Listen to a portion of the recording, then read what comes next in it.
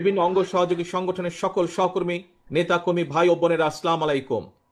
একটু পরেই আজান দিবে, কাজী বক্তব্যের খুব বেশি কিছু নেই, সময়ে বেশি নেই। প্রিয় ভাই বোনেরা, প্রিয় সহকর্মীবৃন্দ, প্রিয় কাউন্সিলর বৃন্দ, আপনাদের এই সম্মেলন কয়েক ঘন্টা ধরে অনুষ্ঠিত হয়েছে। এই সম্মেলনে আপনারা বক্তব্য শুনেছেন।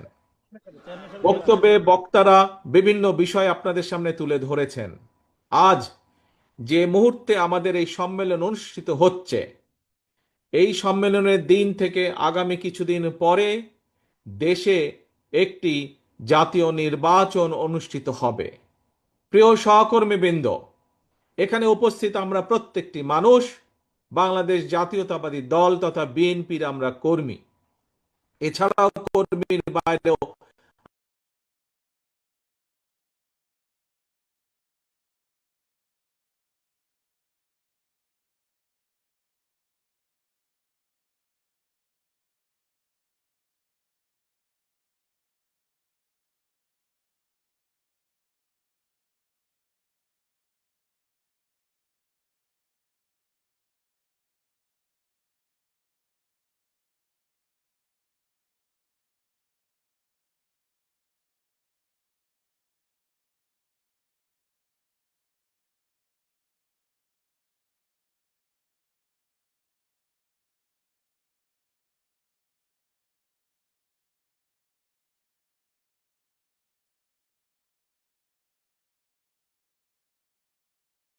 1,500 কাউন্সিলর সহ আরো বিভিন্ন পর্যায়ে বিএনপি, যুবদল, ছাত্রদল, স্বেচ্ছাসেবক, মহিলা দল, বিভিন্ন আমাদের অঙ্গ সহযোগী সংগঠন আছেন।